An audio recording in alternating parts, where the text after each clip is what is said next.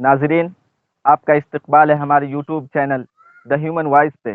ناظرین، آج ہم بات کریں گے سیمانچل کی بدحالی پہ، اور سیمانچل کی بدحالی کے اسباب جانیں گے۔ سیمانچل کی تاریخ کے ایکسپرٹ مولانا مسعود عالم ندوی صاحب ہمارے ساتھ موجود ہیں۔ ہم ان سے بات کریں گے کہ سیمانچل آخر کیوں بدحال ہے۔ مولانا، آپ کا استقبال ہے ہمارے یوٹیوب چینل پہ۔ مولانا، ہم یہ جاننا چاہیں گے کہ آخر سیمانچل بہار کے تمام علاقوں سے کیوں پچھڑا علاقہ ہے؟ سب سے پہلے ہم دا ہیومن وائس چینل کے اینکر اور اس کی پوری ٹیم کے شکر گزار ہیں کہ انہوں نے تعلیم، ترقی، سماجی تبدیلی کے اس اہم موضوع پر ہمیں مدعو کیا ہے بات چیت کے لیے۔ ہم دل کی گہرائیوں سے شکریہ ادا کرتے ہیں۔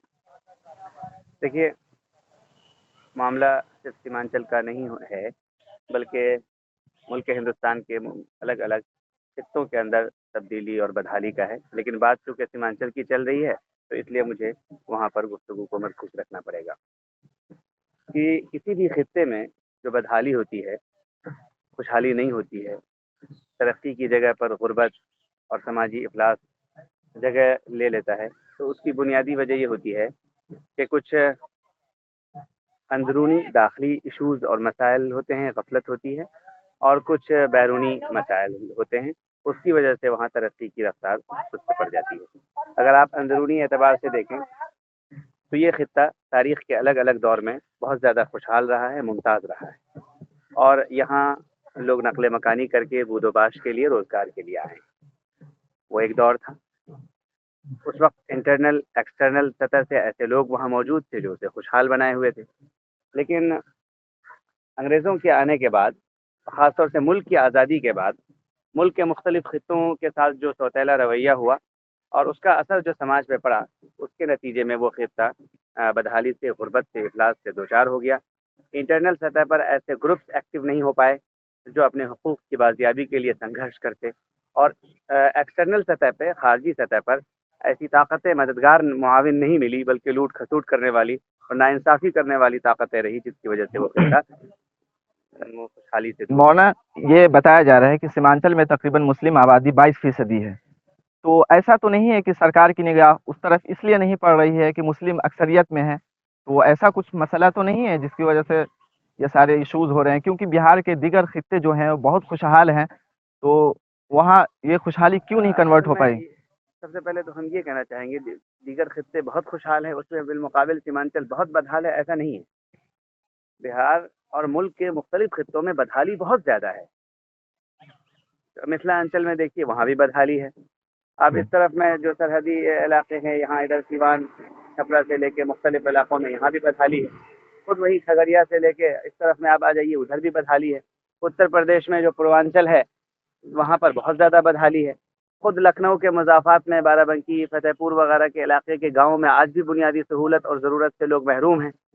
گجرات جس کی ترقی کے بہت زیادہ ڈھنڈورے اور بہت زیادہ جو ہے ہنگامے ہیں، وہاں کا بھی گروتھ ریٹ بہت کمزور ہے، اور زمینی سطح پر بھی لوگ بہت زیادہ بدحال ہیں۔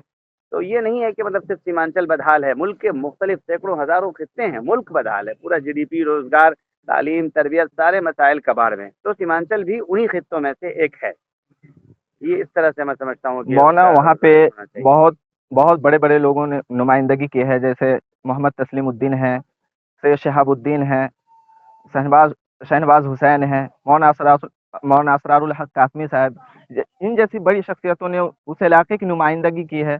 تو یہ بات ذہن کو بالکل اپیل نہیں کرتی ہے کہ اتنے بڑے بڑے لوگوں نے اس علاقے کی نمائندگی کی ہے، پھر بھی بدحالی جو آ رہی ہے۔ اصل میں دیکھیے، ایک بات بتائیں آپ کو، کسی بھی سماج میں خوشحالی پولیٹیکل لیڈر سے نہیں آتی ہے۔ پولیٹیکل لیڈر اپنی قائدانہ سوچ اور حکمت عمل کی وجہ سے کسی بھی خطے کو خوشحال تو بنا سکتے ہیں، لیکن مجموعی حیثیت سے پریورتن لانے میں کسی پولیٹیکل پارٹی یا ایک لیڈر کا بڑا کردار نہیں ہوتا ہے، جب تک کہ سماج کے اندر میں ویسا پریشر گروپ نہیں ہو۔ ایک بات تو یہ اصولی اور قانونی بات ہے سب کے لیے، جب بھی کسی سماج میں ایک ایکٹیو اکیڈمک پریشر گروپ ہوگا، یا سوشل پریشر گروپ ہوگا، یا آرتھک استھتی، معاشی سرگرمیوں کو رفتار دینے والا پریشر گروپ ہوگا، تو وہ خطہ دھیرے دھیرے خوشحال ہو جائے گا۔ علی گڑھ کو کوئی نہیں جانتا تھا، سر سید ایک پریشر گروپ بنانے میں کامیاب ہوئے تو آج ایشیا کا سب سے زیادہ تعلیم یافتہ محلہ وہاں ہے. لکھنؤ میں آپ دیکھیں یہاں الگ الگ دور میں پریشر گروپ ہوا, اس نے اس کو خوشحال بنایا. تو سیمانچل کی ایک بڑی کمی یہ ہے, میں بتانا چاہتا ہوں آپ کے چینل کے ذریعے سے,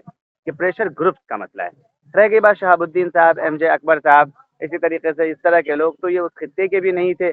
فلائنگ راؤنڈ کسی کے کہنے پہ ان کو ٹکٹ ملا اور الیکشن جیت کے وہ آ گئے. وہاں زمینی طور پر ان کا نہ کوئی کیڈر ہے, نہ کوئی کام ہے, کچھ بھی نہیں ہے وہاں پر ان کا. یہ ہم کہنا چاہتے ہیں. تو پولیٹیکل لیڈرز سے امیدیں بہت زیادہ باندھنے کے بجائے سماجی تبدیلیوں کے لیے پریشر گروپس کی تشکیل بہت ضروری ہے, اس سے سماج میں پریورتن آتا ہے. لیکن مولانا ابھی جو موجودہ الیکشن ہوا ہے اس میں ایم آئی ایم نے 5 سیٹوں پہ جیت حاصل کی ہے. تو ایم آئی ایم کا کہنا ہے کہ یہ جو ناانصافی ہوئی ہے سیمانچل کے ساتھ, اس کو ہم انصاف میں بدلیں گے. تو کیا یہ بھی پولیٹکس پارٹی اسی طریقے سے سیاست کرے گی جیسے پچھلی پارٹیوں نے کیا ہے؟ دیکھیے, ہم لوگ آر جے ڈی پر بھروسہ, مطلب ہمارے یہاں سیمانچل کے لوگوں نے کیا ہے, کانگریس پہ بھروسہ کیا ہے. وہاں کے لوگوں نے ملائم سنگھ یادو کو ووٹ دے کے جتایا ہے. اسی طریقے سے مختلف جو نردل یا آزاد امیدوار ہیں ان پر بھروسہ کیا ہے. تو ہمارے یہاں چونکہ مایوسی نہیں ہے, 5 سیٹیں انہوں نے جیتی ہیں, وہ موقع مانگ رہے ہیں اور وہاں تبدیلی کی وہ بات کر رہے ہیں. تو کسی کو بھی جو قانون کے دائرے میں کانسٹیٹیوشنل رائٹس کے ساتھ کسی خطے میں تبدیلی کی کوئی بات اگر کرتا ہے تو بلا وجہ اس سے بدگمانی کی کوئی وجہ ہمیں نہیں معلوم ہوتی ہے. لیکن ہم یہ کہیں گے کہ کسی ایک پارٹی پر یا ایک گروپ پر پورا بھروسہ کرنا اور سمجھنا کہ اس کے ذریعے سے کوئی ترقیاتی چمتکار وہاں سامنے آ جائے گا, یہ بے وقوفی ہوگی. وہاں کے لوگوں کو اور ان سے محبت کرنے والوں کو چاہیے کہ وہاں زمینی سطح پر مضبوط تبدیلی کے لیے گروپس تیار کریں, ادارے قائم کریں. اور وہاں کے جو اصلی مسائل ہیں, سیلاب کا مسئلہ ہے جس کی وجہ سے ادارے بہہ جاتے ہیں, ڈہ جاتے ہیں, کھیتی اور فصل کا برا حال ہو جاتا ہے. آپ جس وقت گومتی کے کنارے پر اس طرف میں منکامیشور مندر, یہاں لکھنؤ یونیورسٹی, یہاں ندوۃ العلماء, اور یہ پورا خطہ ہے. آپ کو پتا ہے کہ گومتی میں جب سیلاب آتا تھا تو یہ پورا خطہ بہہ جاتا تھا. لیکن ایک مضبوط پروجیکٹ یہ بنایا گیا کہ بند بنا دیا جائے گا, اس کے ذریعے سے پانی کو روٹیٹ کیا جائے گا, کنٹرول کیا جائے گا, اس کو بہاؤ دیا جائے گا, اوور فلو ہونے سے روکا جائے گا. تب جا کے یہ پورا خطہ سیلاب سے بچ گیا ہے. یونیورسٹی بھی سالم ہے, ندوۃ العلماء بھی ترقی کر رہا ہے, مندر میں لوگ پجاری بھی چین سے رہ رہے ہیں, پوری آبادی محفوظ ہے. سیمانچل کو ترقیات کے کھوکھلے نعروں سے ترقی نہیں دی جا سکتی ہے. کوسی کا مضبوط بند بنانا پڑے گا, ہائیلی پروفائل, تب جا کے وہاں کی کھیتیاں, ورنہ آپ 1 کروڑ 20 کروڑ لگا کے ایک یونیورسٹی بنائیے, سیلاب میں سب ختم ہو جائے گا. سینکڑوں کروڑوں ہیکٹیئر زمین فوراً ختم ہو جائے گی. آپ شاندار گھر مکان بنا کے دے دیجئے, ملٹی نیشنل کمپنیوں کے ذریعے سے وہ بچے گا ہی نہیں. تو مسئلہ وہاں کا یہ نہیں ہے. وہاں اصل مسئلہ یہ ہے کہ ہائیلی پروفائل ٹیکنک کے تحت, ٹیکنالوجی کے تحت سیلاب کو کے پانی کو روٹیٹ کرنا, اس پانی کو اپنے حق میں مفید بنانا اور اس پانی کو اوور فلو ہونے سے روکنا, یہ ایک بہت بڑا کام ہے.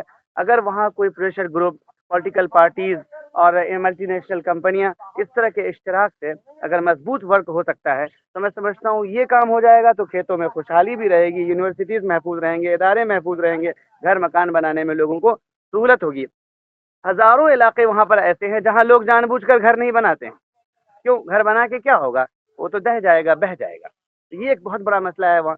تو ان ایشوز پر وہاں لوگوں کو سمجھانا ہوگا کہ سیلاب کی سمسیا اور آج کی ٹیکنالوجی میں کچھ بھی دشوار نہیں ہے. ہم لوگ تو اسلامک پوائنٹ آف ویو سے بھی دیکھتے ہیں اور ہسٹوریکل پوائنٹ آف ویو سے بھی دیکھتے ہیں. وَلَقَدْ خَلَقْنَا كُلَّ شَيْءٍ بِقَدَرٍ, کہ اللہ تعالیٰ نے ہر چیز کو اندازے سے پیدا کیا ہے.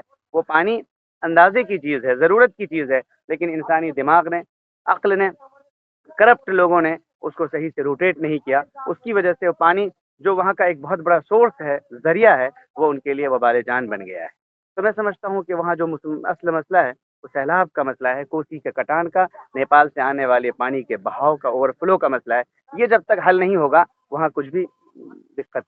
مولانا 2015 میں نتیش کمار نے وعدہ کیا تھا کہ یہاں جو ندیاں کٹتی ہیں اور کسان کے جو مسائل ہیں, صحت کے تعلق سے جو پریشانیاں ہیں, ایجوکیشن سسٹم وہاں صحیح نہیں ہے, تو ہم نتیش کمار نے کہا تھا کہ ہم ان تمام سسٹم کو درست کریں گے. تو کیا نتیش کمار اس سسٹم میں فیل نہیں دکھ رہے ہیں؟ دیکھیے, 70 سال کی جو تاریخ ہے آزادی کے بعد کی, اس میں تو کوئی ایک شخص بھی وہاں سکسیس نظر نہیں آ رہا ہے. وہاں پوری طریقے سے سسٹم پورا فیلیور ہے.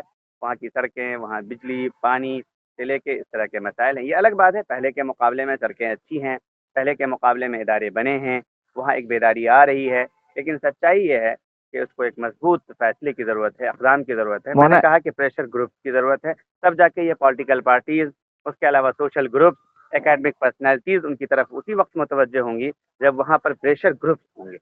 مولانا آپ اس سے کہنا چاہ رہے ہیں کہ جیسے نتیش کمار نے بارہا کہا ہے الیکشن میں کہ ہم نے گھر گھر بجلی پہنچائی ہے، کھیت کھیت پانی پہنچایا ہے. یہ تو دیکھیے وہاں پر پورے ملک میں پچھلے 20 سال میں جو انقلاب آیا، تبدیلیاں آئی، تو ایسا نہیں ہے کہ ابھی بھی وہاں اندھیرا ہی ہے. بھائی بجلی تو پہنچی ہے، لیکن اس کو بہتر بنانے کا معاملہ ہے. سڑک کا مسئلہ ہے، 6 مہینے میں سڑک سب اجڑ جاتی ہے. ابھی شدھ پے جل کا کی یوجنا انہوں نے چلائی، لیکن تقریباً 48 لاکھ روپے کی لاگت سے ایک وارڈ میں ایک ٹینکی اور اس کا انتظام کیا، لیکن کسی بھی جگہ پانی نہیں پہنچ سکا. یہ خربوں روپے کی مالیت پناہ ہو گئی. تو ایمانداری اور انوشاسن اور ذمہ داری، امانت داری، یہ سب جو ہیں ان چیزوں کی بہت زیادہ ضرورت ہے. وہاں اس کا ابھاؤ ہے، پورے بہار میں دکھتا ہے، پورے انڈیا میں دکھتا ہے، سیمانچل میں بھی دکھتا ہے. مولانا اگر آپ سے یہ پوچھا جائے کہ بہار کے حق میں کون سی سب سے بہتر پارٹی ہے؟ آر جے ڈی ہے، بی جے پی ہے، جے ڈی یو ہے، ایم آئی ایم ہے، سی پی آئی ہے، سی پی ایم ہے، کون سی پارٹی بہتر ہے؟ دیکھیے ہم لوگ ٹیچر ہیں، ہسٹوریکل فیکٹ کو سمجھتے ہیں، اسٹوڈنٹس کو، اسکالرس کو سمجھاتے ہیں. ایسے میں باقاعدہ نام لے کر یہ کہنا کہ یہ فلاں پارٹی یہ بہتر ہے، مجھے لگتا ہے کہ یہ ناعاقبت اندیشی ہوگی، غیر ذمہ دارانہ اسٹیٹمنٹ ہوگا. الگ الگ علاقے، الگ الگ خطے، الگ الگ جگہوں کے الگ الگ مسائل ہوتے ہیں. کسی ایشو پر کسی پارٹی کے پاس بہت اچھا ویژن ہوتا ہے، ٹیم ہوتی ہے، کیڈر ہوتا ہے، اور تو دوسرے ایشو پر ان کے پاس کام اور ٹیم نہیں ہوتی ہے، کام نہیں کر پاتی ہے. پچھلے 15 سال میں این ڈی اے پہ بھروسہ کیا، لیکن آپ نے دیکھا جنادیش اس کے خلاف آیا. جی تو اس کا مطلب ہے کہ وہاں کے لوگ جو ہے اس کو نہیں سمجھ رہے ہیں بہتر. صرف 12-14 ہزار کے انترال سے تیجسوی کی سرکار بنتے بنتے رہ گئی. اس کا مطلب ہے کہ وہاں کے جو زمینی لوگ ہیں وہ نہیں مانتے ہیں کہ جو ہے این ڈی اے بہت ہی زیادہ سکسیزفل ہے. لیکن چونکہ صرف 14 ہی ہزار کے انتر سے لوگ این ڈی اے کو دے رہے ہیں، تو ایک تعداد وہ ہے جو این ڈی اے ہی کو بہتر مان رہی ہے، اور اس کے میں اس نے جنادیش دیا ہے. اور چھوٹی چھوٹی پارٹیاں، آپ دیکھیں مکیش سہنی ہے، کسی خطے میں لوگوں نے اس پہ بھروسہ کیا ہے.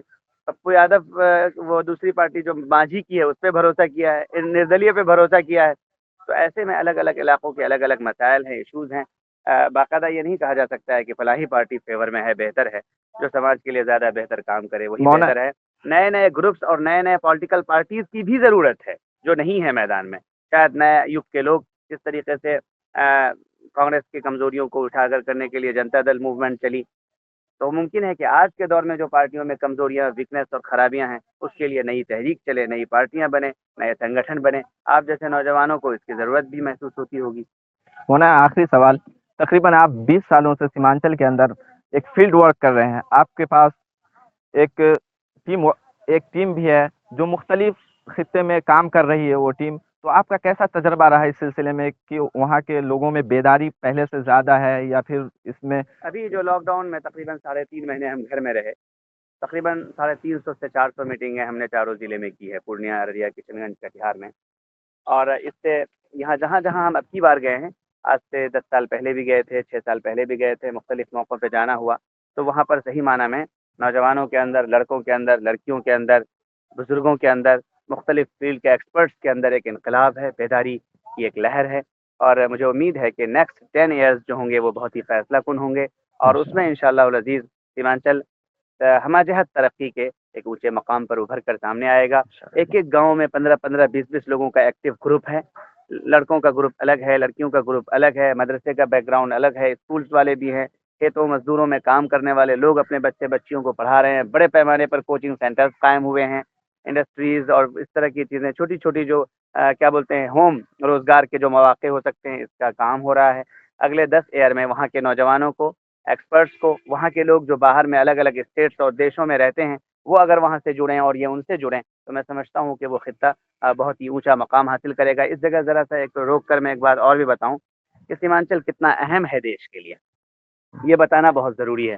سیمانچل سے 3 ملکوں کی سرحدیں جڑتی ہیں، بنگلہ دیش، نیپال، اور پھر اس کے علاوہ وہیں سے بھوٹان وغیرہ بھی قریب ہے. پورے دیش کو وہی حصہ ہے جو 2 حصوں میں کرتا ہے. اس طرف میں اتر پردیش وغیرہ سے لے کے بڑھتے چلے جائیے تو ادھر آسام بنگال سے لے کے آگے میانمار تک کی سرحد ہے وہاں پر. وہ علاقہ بہت ہی زرخیز بھی ہے. وہاں مکھانے کی، جوٹ کی، دھان کی، گیہوں کی، سبزیوں کی کاشت ہوتی ہے. وہاں پر آبادی بہت ہے، یعنی عددی طاقت، ہیومن جو ریسورس ہوتے ہیں یہ بہت زیادہ ہے.